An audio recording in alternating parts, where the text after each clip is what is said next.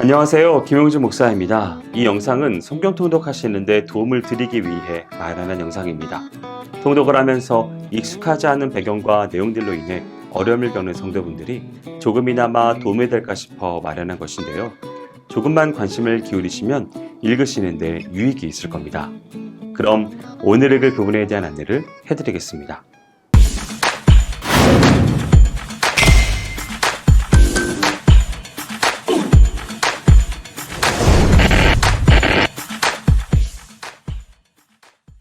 오늘 읽을 본문은 마가복음 11장과 요한복음 12장까지입니다. 마가복음 11장은 16장까지 이어지는 고난주간에 관한 기록입니다. 1절에서 11절은 예수님께서 베레아 전도를 마치신 후 유월절을 지키시기 위해 예루살렘으로 올라가시는 과정과 그 장면을 기록하고 있습니다. 예수님께서 예루살렘에 나타나신 것은 그를 적대시하며 체포하려는 험악한 분위기 속에서도 공개적으로 이루어졌습니다. 이처럼 예수님은 자신의 일신상의 위험을 생각하지 않으시고 죄인을 위해 죽으시기 위해 이 땅에 오신 사명을 완수하려고 묵묵히 전진하신 것입니다. 첫째 날에 예루살렘 성에 입성하시는데 여기서 승리의 상징인 백마가 아니라 초라하기 짝이 없는 새끼나귀를 타고 예루살렘에 입성하시는 모습은 주님께서 얼마나 겸손으로 허리를 동이셨는지를 보여줍니다. 아울러 이것은 당시의 사람들이 기대하고 있던 정치적 메시아로 예수님께서 예루살렘에 입성하는 것이 아니라는 사실을 분명하게 나타내시기 위한 행동이었습니다. 12절에서 19절은 고난주간 둘째 날에 발생한 일들을 소개하는 단락입니다. 여기서는 열매 없는 무화과나무를 저주하신 일과 장사꾼들에 의해 시장터처럼 변해버린 성전을 정화하신 일이 언급됩니다. 여기서 무화과나무 저주 사건은 그리스도께서 순환주간에 행하신 유일한 이적인과 동시에 예수님 생애 가운데 있었던 유일한 파괴적인 이적이란 특징을 지니며 성전 정화 사건은 예수님의 공생의 초기에 이어 두 번째 있었던 일입니다. 그런데 본문에 나타난 두 사건, 곧 무화과나무 저주 사건과 성전 정화 사건은 매우 밀접한 연관성을 지니고 있는데 그것은 두 사건이 다 같이 예루살렘 멸망의 예언적 성격을 지닌다는 점입니다. 즉, 무화과나무 저주 사건은 경건의 모양은 있지만 그 내용이 없는 이스라엘의 멸망을 상징적으로 보여준 사건이었고, 성전 정화 사건은 강도의 소굴로 변해버린 성전의 파산을 선언하는 상징적 사건이었던 것입니다. 예수님께서는 잎만 무성하고 열매를 맺지 못한 무화과 나무처럼 예루살렘 성전 역시 하나님께 대한 진실된 예배는 사라져버린 채 형식적인 종교 의식만 남아있었기 때문에 무화과 나무에 대한 저주를 통하여 타락한 이스라엘 종교에 대한 무서운 심판을 예고하신 것입니다. 하지만 이러한 예수님의 태도는 당연히 유대 종교 지도자들로부터 반발을 초래하게 되었고, 그렇지 않아도 예수님을 제거할 기회만 노리고 있던 그들의 음모를 더욱 가속화시키는 결과를 불러일으켰습니다. 20절에서 26절은 고난주간 셋째 날 아침에 일어난 사건의 기록으로 예수님의 저주대로 뿌리채 완전히 말라버린 무화과 나무를 소개함으로써 예수님의 신적인 권능을 보여주고 있습니다. 무화과 나무가 말라버린 것을 발견하고 놀라움을 금치 못하는 제자들을 향해 예수님께서는 무엇이든지 믿음으로 기도하고 조금도 의심하지 않는다면 응답받지 못할 일이 없다는 사실을 강조하고 계십니다.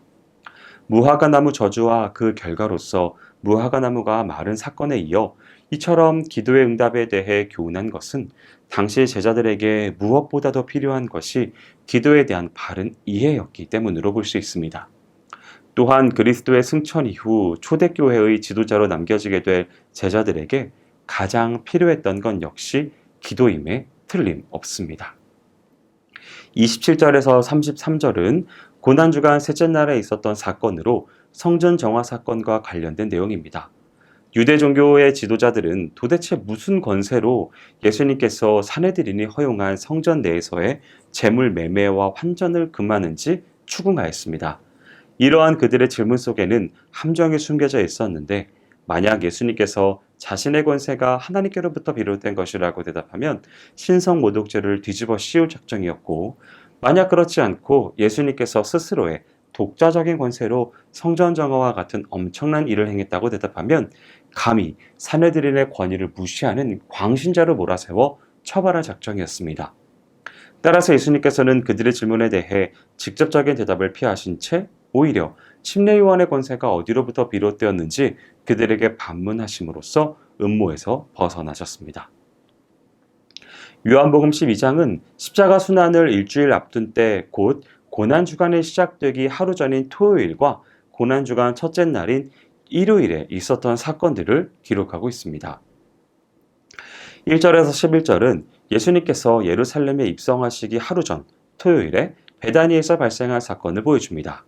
이는 공간복음서에서도 기록되어 있는데 강조점에 있어서 차이점이 있습니다. 마태와 마가는 마리아의 향유를 부은 것과 유다의 배반을 연결시키면서 예수님의 장례를 예비한 행위였음을 암시한 데 반해 요한은 향유를 부은 마리아의 헌신적인 행위 자체를 중시하면서 구체적으로 예수님의 장례를 예비한 행위였음을 시사합니다. 이러한 일이 일어나는 중에도 예수님을 죽이고자 하는 유대 종교 지도자들의 모의는 계속되었습니다. 그런데 그들은 예수만 죽이고자 한 것이 아니라 예수님이 살려준 나사로까지도 죽이고자 했습니다. 왜냐하면 다시 살아난 나사로 때문에 예수님을 믿는 자들이 많아졌기 때문입니다. 이는 예수님이 죽어가는 영혼들을 다시 살리는 역사를 수행하셨음에 반해 사단과 그 하수인들은 오히려 살아있는 자를 죽이는 역사를 수행하고 있음을 증거해 줍니다. 12절에서 19절은 고난주간 첫째 날에 이루어진 예루살렘 입성과 관련한 내용이 소개됩니다. 예수님은 여기서 병거나 말이 아니라 겸손하게도 어린 아기를 타고 예루살렘에 입성하시는데 이는 구약 예언의 성취라는 의미를 지닙니다. 이는 예수님 자신이 이 세상에 군림하기 위해 오신 것이 아니라 도리어 자신을 대속물로 내어주사 인류를 구원하시기 위하여 온 구속주요 평화의 왕임을 보여주는 것입니다. 그리고 이러한 예수님의 모습은 스가랴 9장에 기록된 예언입니다. 하지만 장차 예수님께서 약속대로 이 땅에 재림하실 때에는 어린 아기를 타고 오시는 것이 아니라 모든 사람들이 엎드려 경배할 영광과 위엄의 주로 임하실 것입니다. 20절에서 36절은 고난주간 첫날에 있었던 사건으로 유대교를 개종한 헬라인들이 예수님의 명성을 듣고 찾아온 사건입니다. 이는 공간복음서에서는 없고 오직 요한복음에만 기록되어 있습니다.